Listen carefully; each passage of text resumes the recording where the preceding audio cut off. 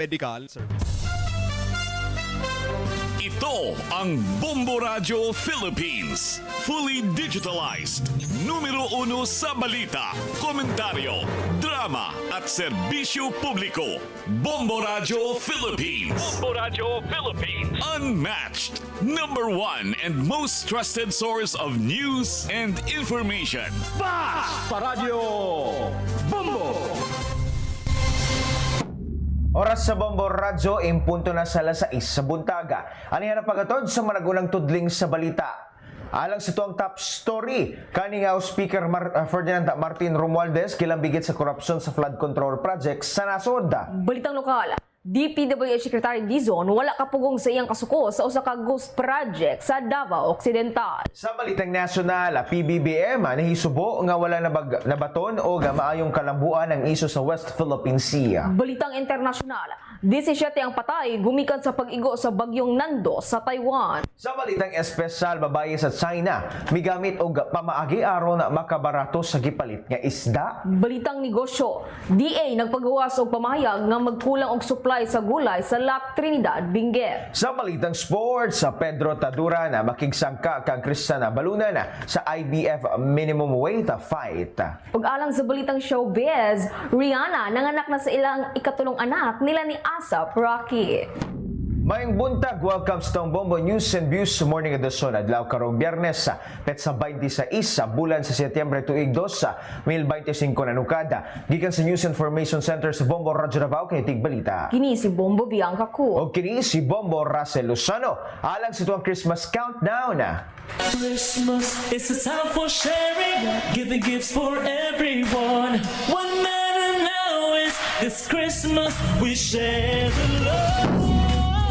Mga kabombo, 90 days to go. Bag-o magpasko. Detalye na sa tuwang top story. Nalambigit sa pagdungoga sa Senado sa watod pa korupsyon sa flood control project si kanhing House Speaker Ferdinand Martin Romualdez.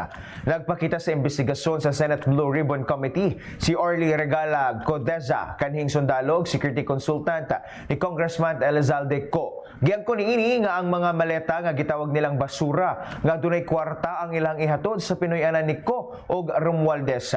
Matod pa niini matag maleta nga dunay sulod nga mukabat sa 48 million pesos. Nakumpirma niini nga tinuod nga kwarta ang anaa sa sulod sa diha nga nakita kini niya sa dihang giabrihan kini sa executive assistant ni Co. Gipayag usab ni Goteza nga pagkalambigit ni AKA CIS Party List Representative Eric Yapa nga nagdala usab kini og 46 ka mga maleta sa Pinoy-anan ni Co og sukad niini direktang gidala sa unit sa kongregista sa Horizon Residenza. Sa kinatibuk-ang 46 ka mga maleta, 11 ang gibilin sa unit ni Co samtang ang nahibiling 35 ang gipadala sa Pinoy-an ni Romualdez sa McKinley Street at Taguig City. Oras sa Bombo Radyo, 3 minutos ang nakalabay sa alas 6 sa buntaga. Pagsubay sa tuang mga balitang lokal. Wala kapunggi ang kasuko ni DPWH Secretary Vince Dizon ngadto kang District Engineer Rodrigo Larete sa Davao Occidental tungod sa usa ka ghost project sa munisipalidad sa Jose Abad Santos kagahapong adlaw Huwebes. Tungod sa nakita ni Secretary Dizon na iyang nabalikasan ang nasampit nga opisyal sa muong probinsya. Nasayran nga ang usa ka proyekto ang gisubay kagahapong adlaw nga nimutang sa Barangay Kulaman Jose Abad Santos Davao Occidental. Gikatingala og dako ni DPWH Secretary Vince Dizon og ni ICI Special Advisor Mayor Benjamin Magalong ang nakita nga wala pa nahumana ang flood control project. Giangko ni District Engineer Rodrigo Larete nga bayad na og fully ang Diskaya owns St. Timothy Construction Company nga mo'y nakadaog sa bidding. Hinungdan nga hilabihan ang kasuko nga gibati sa bag-ong DPWH Secretary. 3 weeks ago at kinonfirm yan ng community. So ito ay ghost project na nasimulan, napondoan ng previous administration at nag-carry over na lang ngayon, noong 2020. So, kung ano yung nakita natin sa Bulacan, ako personally, nakakita na rin ako ng ganito na wala talaga, pero hinabol na lang nung pumutok to, itong isyong to, hinahabol, pinipilit habulin ni yan, kung sino man yan, si St. Timothy yan, kung sino man yan, hinahabol na lang para kunyari may nagawa. Pero wala, ghost project talaga. At ito, papakasuhan na namin yung DE na yan. Mao ka ang tipik sa pamahayag ni DPWH Secretary Vince Dizon.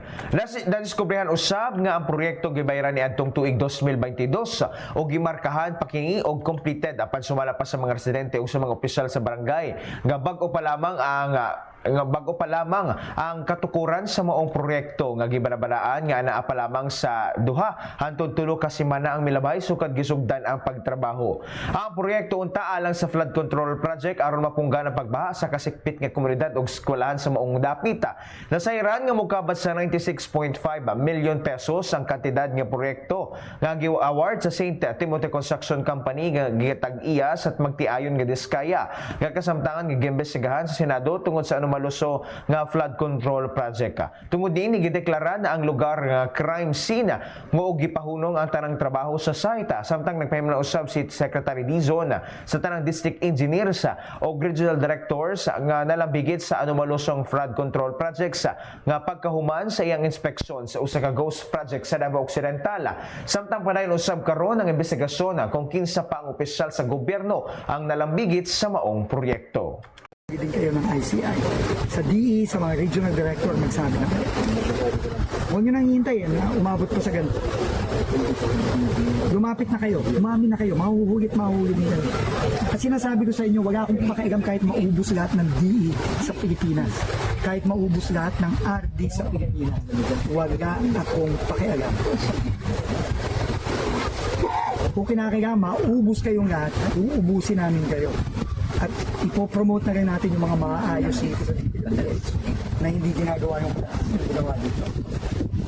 Mao kana ang sunod-sunod na tipik sa pamayag ni DPWH Secretary Vince Dizon. Duwang pa sa itong balitang lokal, nagpanik ang mga tao sulod sa gawas sa Gaysanomon sa bahada ng Dakbens, Davao, human nga misilaob ang usa ka kasunog sa usa ka fast food chain na pasado alas 8 sa gabi.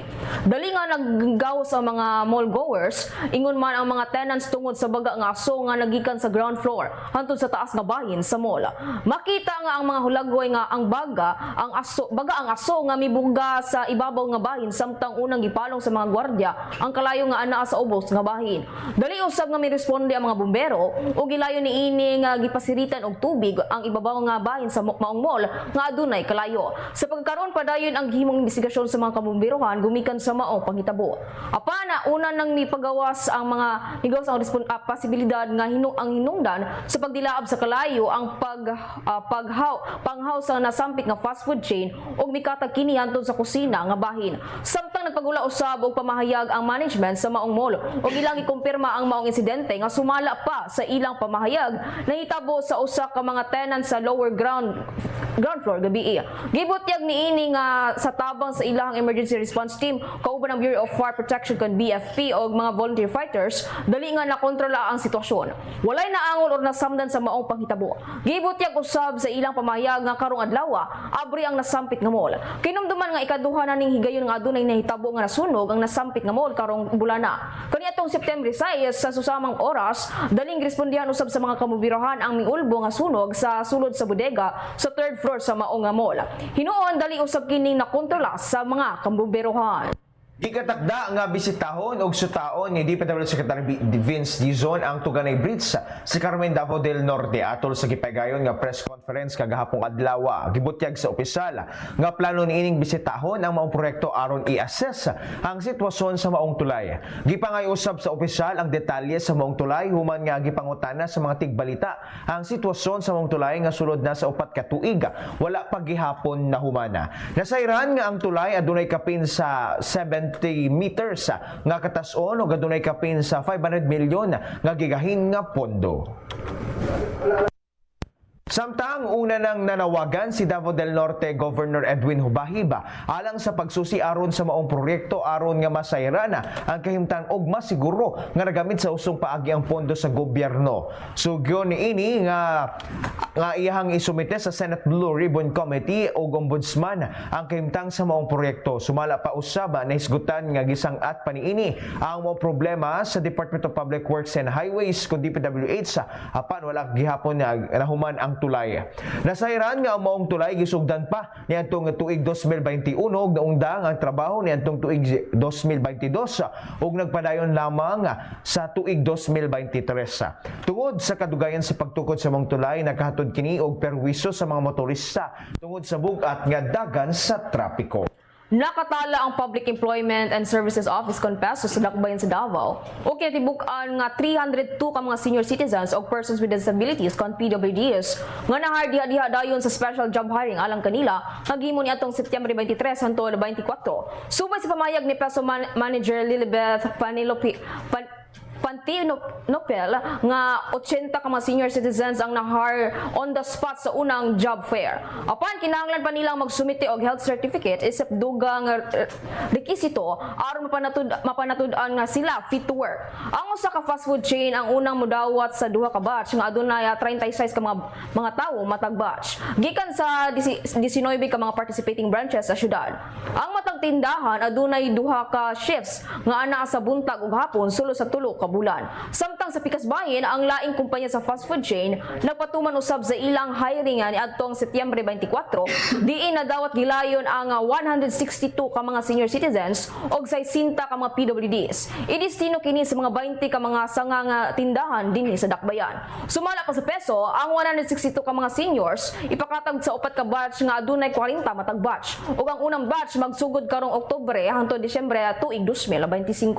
Ang matag batch magtrabaho sulod sa 4 ka oras, Lunes hangtod Biyernes sulod sa 3 ka bulan. Kontraktual ang ilang employment apan mamahimo kini ang ma-renew human sa 3 ka bulan. Samtang ang 60 ka PWDs ipakatag sa 3 ka batch nga adunay 20 ka tawo matag batch. Sila magtrabaho sulod sa 8 ka oras matag adlaw, Lunes hangtod Biyernes sulod sa 5 ka semana. Kinumduman nga una nang nagpirma ang opisyal og Memorandum of Agreement kon MOA ang syudad tali sa duha ka mga kumpanya kaniadtong Setyembre 9 aning kasamtangang tuig. Formal lang giabrihan ni adtong Setyembre 24 kagapong adlaw kaniadtong naklaminat adlaw ang kasamtangan nga tuig nga labing unang Mindanao GovTech Summit sa usa ka hotel sa bahada ning syudad nga nagtigom sa mga lider sa lokal nga panggamhanan nga mga innovator sa teknolohiya ug mga ahensya sa nasyonal aron maghimog usa ka nagkahiusang roadmap alang sa digital transformation sa rehiyon. Ang summit nga gipanguluhan sa Mindanao Development Authority kon Minda isang ata isip usa ka convergence platform aron maghiusa sa mga polisiya og paghimo og digital solution nga motubag sa mga lokal nga hagita. Kini nga kalihukan gihanay uban ang suporta sa Ideas Davao, Department of Information and Communication Technology kundi ICT, Department of Interior and Local Government kundi DILG og Department of Science and Technology DOSC og Department of Budget and Management kundi DBM ug uban pang mga national nga ahensya. Sa ang keynote speech gihulagway ni Mindasay Chairperson Secretary Leo Tereso A. Magno. Ang summit isip usa ka makasaysayang panagtigom diin nagsugat ang inobasyon o pagdumala sa gobyerno. Gibutyag niini nga ang panag-uban sa mga LGU nga nakasabot sa tinuod nga kahimtang sa komunidad ug sa mga startup nga nagdala og mga bag-ong ideya nga pinasikan sa teknolohiya mao yawe sa pagdisenyo og mga inclusive, data-informed ug future-ready nga mga estratehiya alang sa kalabuan uban sa tema nga collaborative digital transformation for a smarter, more resilient Mindanao. Ang kalihukan nagtimaan og dakong kalampusan sa pagpaligon sa digital convergence, governance ug sa pagsuporta sa inobasyon alang sa inklusibong kalambuan. Ang summit usab mao opisyal nga pagsukod sa Davao Startup Week 2025 nga nagpasiugda sa dakong papel sa panagiusa ug kolaborasyon sa pagtukod usa ka innovation driven governance ecosystem. Usa ka motorsiklo ang nalambigit sa aksidente human matud pa mibangga sa og sakyanan sa Apocon Dakbayan sa Tagum kagabi. Subay sa inisyal na investigasyon kon impormasyon nga nahitabo ang disgrasya atubangan sa Yusef kagabi. Subay sa inisyal nga impormasyon nga adunay duha ka mga sakay nga motorsiklo ang susama nga nakaangkon og grabing injury sa lawas ug dali usab nga nadala ngadto sa Davao Regional Medical Center kon DRMC sa mga sakop sa CDRRMO. Apan gideklara sumala pa nga patay ang usa ka wala pa mailing lalaki ug samtang gitabang usab ang usa ka babayi human sa maong panghitabo. Padayon pa usab ang ginaila ang mga biktima sa kapulisan. Padayon karon ang gihimong investigasyon sa Lupon Municipal Police Station. May tangod sa nakitaan nga patay nga lawas nga nagbuyod daplin sa karsada kagahapong adlaw. Buot karon sa mga otoridad nga masayran ang motibo sa mong pagpatay ingon man ang namumuno ngadto sa biktima. Una nang giila sa kapulisan ng biktima nga si Radhade Kambing Villarin hamtong ang pangindaron nga residente sa Purok Malipayon 3 Barangay Poblasyon Lupon. Samtang sa laing bahin gipaklaro usab sa kapulisan nga ang namatay sa pagpanunggab ang biktima og dili sa pagpamusila. Kini ang gikanayon ni Police Captain Jefferson Pelobilio OIC sa Lupon Municipal Police Station tungod sa pagtuo sumala pa sa mga residente sa mga lugar nga nakadungog sumala pa sila og buto sa armas apan sa pagsuta sa mga otoridad dili samad sa pagpamusila ang nakita sa lawas sa biktima kun dili samad sumala pa kini sa pagpanunggab nga subay usab sa pagkumpirma sa doktor. Nasayran nga nakaangkon og sama dinunggaban ang biktima sa likod og dunggana nga mao'y hinungdan sa iyang kamatayon. Una nang nakitaan nga walay nay kinabuhi ang biktima sa Purok Mapaylawgon, Barangay Bagumbayan, Lupon, Davao Oriental. Pasado alas 6 kagahapon sa buntag. Dungag pa sa itong balitang lokal. Nadiskubrihan sa mga otoridad ang usa ka illegal nga operasyon sa paggamina sa Maragusan, Davao de Oro. Nagiingong gipadagan sa mga Chinese national nga kaniadto na arrest tungod sa ilang koneksyon sa Philippine Offshore Gaming Operators kon POGO. Ang mga pagdiskubre nahitabo atol sa usa ka joint operation niadtong September 12 ni kasamtakang tuig nga gihimo sa National Bureau of Investigation, Southern Eastern Mindanao Regional Office kon NBI SEMRO ug Mines and Geoscience Bureau kon MGB ug uban pang mga suporta susama sa Armed Forces of the Philippines kon AFP ug sa Philippine National Police kon PNP. Sa investigasyon nakit-an nga ang bunker tunnel ug mga gamit sa pabuto kon blasting components nga gituwang gigamit sa illegal nga minahan. Sumala ni NBI SEMRO spokesperson Eliliano ang mga Chinese nationals nga nalambigit sa Pogo kaniadto nga wala miuli sa China o ginuon nagpabilin kini sa Davao Region og mibalin sa illegal nga pagmina. Gikumpirma ni Liano nga gipasakahan na og mga kaso ang mga suspetsado alang sa illegal nga pagpanag-iya o eksplosibo o mga kalapasan sa balaod sa kinaiyahan kon environmental violations. Gibutyag sa NBI nga ang kalambigitan sa mga suspetsado sa Pogo o illegal nga pagmina o sa kahulagway sa mas halapad nga pattern nga nagpakita sa kalambigitan sa pipil ka mga Chinese nationals sa nagkalain-laing illegal nga kalihukan sa rehiyon. Tungod niini gipahimungnuan sa mga otoridad ang mga katawhan nga bisan pa sa hugot nga kampanya batok sa Pogo hubs niadtong tuig 2024 ug sa mga sunod-sunod nga raids sa tuig 2025 nagpadayon gihapon ang mga illegal nga negosyo nga na adunay kalambigitan sa mga langyaw. Busa giawhag ang publiko nga kung adunay mamatikdan sa matag lugar nga adunay dagang presensya sa mga langyaw ang gilayon nga itaho dayon sa mga otoridad. Oras sa Bombo Radyo, 18 minutos ang nakalabay sa alas 6 sa buntag. Detalye sa tuang mga balitang nasyonal. Serbisyo sa pagbiyahe ang gikasubo ni Pangulong Ferdinand Marcos Jr. nga wala nagbaton og maayong progreso ang isyu sa West Philippine Sea. Gipayag kini ni Pangulong Marcos sa farewell call ni outgoing Chinese envoy nga si Wang Xilian sa Malacañang. Matud pa sa Pangulo, bisan pa man nga wala kaayo nagpadayon ang mga paningkamot sa hagit sa West Philippine Sea na matikdan paghihapon ang kaimportante sa maayo ug malinawong paghupot sa kahimtanga. Bisan pa man sa parehong pagka-agresibo sa China sa West Philippine Sea, wala nagpatandog ang Pilipinas ug padayong giprotektahan ang soberanya sa nasoda. Gipayag pa sa Pangulo sa Chinese envoy nga namisa kini og nakamugna og tinuod nga ikaduhang Pinoy-anan sa Maynila. Dugang pa sa itong balitang nasyonal. Gidamay sa usa ka ni kanhing DPWH Undersecretary Bernardo si kanhing Senate President Francis Chis Escudero sa giingong maanumalosong flood control project sa nasod. Sumala ni Bernardo, siya mismo ang personal nga naghatag sa kantidad nga 160 million pesos nga mao ay 20% nga total sa 800 million pesos nga kantidad sa maong mga proyekto sa gobyerno. Giingon niya ang kwartang gihatag ngadto sa mga higala og campaign contributors ni Escudero. Ug alang gyud sumala pa niya kini personal nga pabor kang Escudero. Dugang pa ni Bernardo, klaro nga adunay kickback system nga nagpaluyo sa implementasyon sa maong mga proyekto nga mahimong makabenepisyo dili lamang ang mga kontraktor apan lakip na sab ang mga tawo nga sulod sa kaalyado ni Escudero.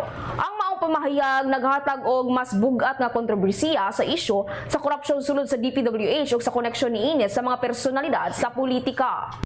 Gipasanginlan ni Vice Presidente Sara Duterte si Presidente Ferdinand Marcos Jr. ug ang administrasyon nga gibutang sa peligro ang kinabuhi siyang amahana. Kiniiluyo sa pagpahigayon og welfare check sa Philippine Embassy nga wala mapaybawaan ang pamilya samtang ang kanhing pangulo gitanggong sa International Criminal Court kun ICC detention facility sa dahig Netherlands. Ang Vice Presidente miingon nga ang embahada sa Pilipinas klaro nga nag-abuso sa mga giya sa detention unit sa mga pagbisita sa konsular. Nasayran usab nga naghatag sila og report sa pagbisita direkta kang Presidente Marcos matod niini nga klaro nga si Marcos ang nag-assign og mga personnel sa embassy aron susiyo ng kahimtang sa kanhing pangulo. Gitataw ni Vice Presidente nga wala kinahanglanan na samahan niya ang gobyerno sa Pilipinas sungod kay ang ilang pamilya ang nakaatiman kaniya. Pipila ka adlaw ang nilabay human sa pag-anunsyo ni Presidente Ferdinand Marcos Jr. kabahin sa 60 billion pesos sa PhilHealth. Niangkon ang Philippine Health Insurance Corporation kon PhilHealth nga wala pay kasiguraduhan kung kanus ang makakuha sa maong pondo sa National Treasury. Kingabutyag ni Israel Pargas, ang spokesperson sa PhilHealth, nga wala pay sumala pa sila nadawat nga mando kung kanus og unsaon sa mga ahensya pagkuha sa pondo pagbalik. Bisan pa man nga nag-ingon na ang presidente sa dinalian nga pagbalik niini apan dili patataw ang mekanismo o proseso. Kinumduman nga niadtong Sabado, September 20 kasamtang tuig, gianunsyo ni Marcos kabahin sa pagbalik sa 60 bilyon na pesos excess fund sa PhilHealth. Dugang pa niini ang maong kantidad nga wala magamit gikan sa PhilHealth nabalhin kaniadto sa nasudnong panudlanan. Apan bisan pa napakyas ang maong lakang sa pagdani sa health advocacy alang sa Action for Economic Reforms kon AER base sa usa ka pamahayag nga giluwat sa AER, sila nagkanayon nga ang pagbalik sa nisgutang pondo dili angay nga mag-absuelto sa administrasyong Marcos sa paghimo og illegal nga lakang. Nahimong emosyonal si Senador Ronald Bato de la Rosa sa plenarya session sa iyang gihangyo ang interim release ni kanhing Pangulong Rodrigo Roa Duterte. Lunod sa giingong welfare check kaniya samtang siya gitanggog sa International Criminal Court sa dahig Netherlands. Sa nakuwang impormasyon ni Vice President Sara Duterte ang nasangpit nga welfare check gihimo sa mga personnel gikan sa Philippine Embassy sa dahig. Matod sa senador kinsa man sila nga mohimo og welfare check sa usa ka tawo nga gisurrender sa gobyerno og natanggog sa ICC og kini usa ka operasyon nga gitumong sa pagpamubo sa kinabuhi sa kanhing pangulo og kansang kaayuhan mao ang kasamtang administrasyon nga giingon naning kamot nga molambo. Dugang paniini nga posibleng nakahatag lang kini og dugang kalagot og emosyonal nga kapitos sa kanhing pangulo. Busa agig tubag na nawagan ng senador sa Senado nga i-appeal ang proposed Senate Resolution number 18 nga nagtinguha nga isulong ang interim release ni kanhing Pangulong Rodrigo Roa Duterte sa ICC. Ilabi na singabot na ang Pasko. Tubong sa mga resolusyon nga barugan og suportahan sa Senado ang panawagan nga ipaubos sa house arrest si Duterte. Gitapos sa senador ang iyapakigpulong pinaagi sa panawagan nga magpakita og pagpakabana o pagtahod sa dugay ng lider sa nasod. Oras sa Bombo Radyo, 23 minutos ang naglabay sa alas 6 sa buntag. Detalye sa ito ang mga balitang internasyonal. Nasa 17 ka mga tawong namatay sa Taiwan ug China gumikan sa pagdagsa sa bagyong Ragasa. Ang bagyo nga miagi sa Pilipinas nga gitawag nga Sinando. Samtang halos mokabat sa 2 ka milyong tawo ang gipabalin sa Southern China, pipila usab ka tawo ang gikatalang missing gumikan sa pagsaka sa tubig sa kasapaan. Padayon ang gimong pag-rescue sa otoridad sa mga residente nga misaka na sa ilang atopa pinuy-anan gumikan sa pagbaha. Kahinumduman nga mitala usab og damyo sa Pilipinas ug Hong Kong ang bagyong Ragasa ug nandos sa Pilipinas. Dungag pa sa itong balitang internasyonal, masaligo ng Pangulo sa Estados Unidos nga si Donald Trump nga mabawi ra sa Ukraine ang tanang mga teritoryo nga giilog sa Russia. Nasigpatan usab nga dili usa kini ka dramatikong pagbago gikan sa pagbalik-balik na panawagan sa presidente sa US alang sa Ukraine nga itugyan ang teritoryo ngadto sa Russia aron tapuson ang gubat. Sa iyang online nga post human sa iyang meeting uban sa Ukrainian President nga si Vladimir Zelensky sa sideline sa UN General Assembly sa mga leaders kalibutan, si Trump niingon nga uban sa financial nga suporta gikan sa European Union ilabi na sa North Atlantic Treaty Organization ko NATO, ang Ukraine mamahimong ibalik ang mga utlan na niini sa pamaagi nga sila ang wala pa ang gubat. Nunot niini gitawag ni Zelensky si Trump nga game changer pagkahuman sa ilang meeting. Samtang gisubli ni Trump nga tapuson niya dayon ang gubat ug abli ang pagpahamtang og dagang mga silot sa Russia nga nag-awhag sa mga taga-Europa nga moapil kaniya. Patay ang 2 ka mga detainees sa dihang gipamusil kini sa US Immigration and Customs Enforcement Field Office sa Dallas, Texas. Gipayag sa Department of Homeland Security nga usa ka detainee usab ang gidala sa ospital.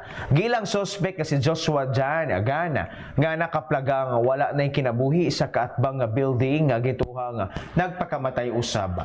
Sa gihimong investigasyon may pwesto ang suspect sa kaatbang nga building ug didto na kini namusila. Gikonsidera nga usa ka targeted violence ang insidente gumikan kinakita sa otoridad ang baseho sa bala nga nakasulat nga anti-ICE. Oras sa Bombo Radyo, 26 minutos ang nakilabay sa alas 6 sa buntag. Detalye sa itong balitang espesyal. Aron makunhuran ang gasto o sa kababae ang migamit og talagsaong paagi sa diyang mipalit sa iyang isda sa usa ka tindahan sa Guangdong, China. Nakuhaan sa CCTV camera sulod sa tindahan ang babae nga nanakop og buhing isda sa fish tank. Hinuon wala niya diretso nga gisulod ang tangke ang buhing isda nga iyang gikuha. Hinuon gipahimutang kini sa yuta og gitumbana hangtod nga namatay. Iyang gibalik ang patay nga isda sa tangke og may kuhag laing isda og gitumban kini pag-usab aron mamatay. Matod sa staff sa supermarket, gibalhin sa babae ang isda nga iyang napatay og dayon nga ngayo og diskwento giingon. Ninsistir ang babae nga katunga lang sa preso ang iyang bayaran kay rason nga wala na kinabuhi ang mga isda.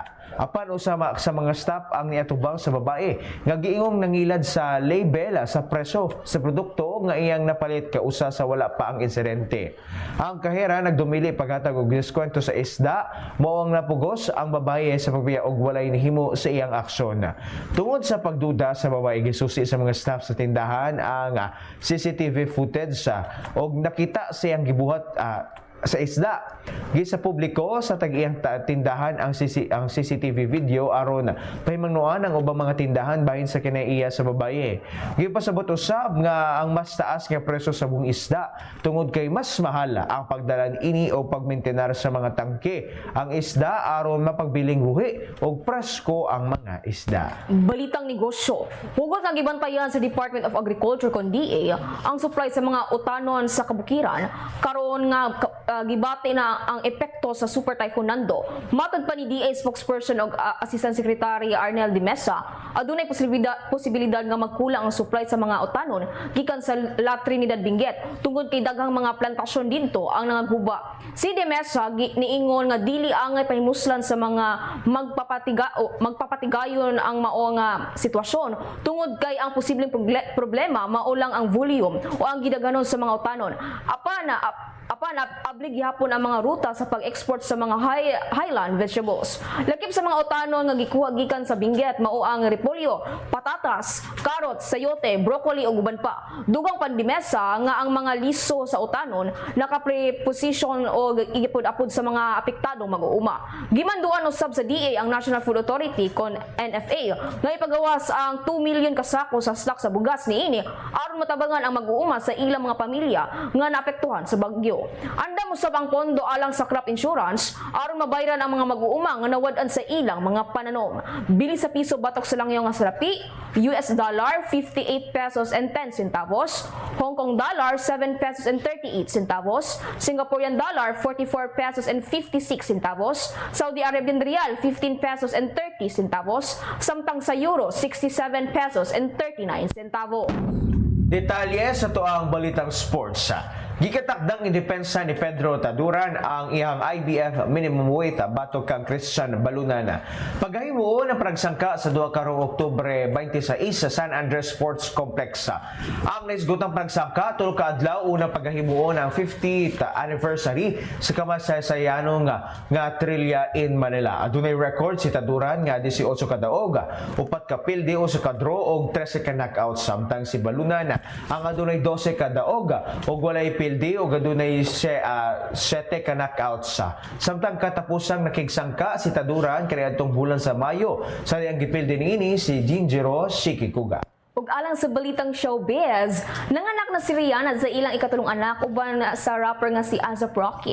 Sumala pa sa kampo sa singer, nanganak kini niadtong Setyembre 13 sa usa ka tambalanan sa Los Angeles. Kay balo ang aduna sila duha ka anak nga lalaki, mao sila Riot Rose ug si Erza.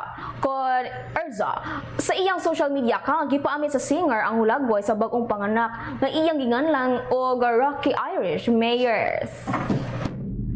Atong balikan ang mga uluhan sa itong balita karong buntag alag sa itong top story kan hingaw Speaker Ferdinand Martin Romualdez gilambigit sa korupsyon sa flood control projects sa nasod. Balitang lokal, DPWH Secretary Dizon wala kapugong sa iyang kasuko sa usa ka flood control ghost project sa Davao Occidental. Sa balitang national, PBBM ni hisubo nga wala nagbaton og maayong kalabuan ang isyu sa West Philippine Sea. Balitang internasyonal, 17 ang patay gumikan sa pag-igo sa bagyong Nando sa Taiwan. Sa balitang espesyal, babae sa China migamit og pamaagi aron makabarato sa gipalit nga isda. Balitang negosyo, DA nagpagawas og pamahayag nga magkulang og supply sa gulay sa La Trinidad, Benguet. Sa balitang sports, Pedro Taduran makigsangka kang Christian Balunan sa IBF minimum weight fight. Ug alang sa balitang showbiz, Rihanna nanganak sa ikatulong anak nila ni A$AP Rocky. Alang sa tuwang Christmas countdown, Christmas is a time for sharing, giving gifts for everyone. What matters now is this Christmas we share the love. mga kabombo, 19 days to go bag-o magpasko. Ugmaw ka na, hagdang langkob sa tuwang Bombo News and Views Morning Edition adlaw karong Biyernes petsa 26 bulan sa Setyembre tuig 2025 na nukada. Gikan sa News Information Center sa Bombo Radyo Davao kintig balita. Kini si Bombo Bianca O Cruz. kini si Bombo Russell Lozano para sa number 1 and most trusted source of news and information. Bombo Radyo Philippines, basta radyo. Bombo!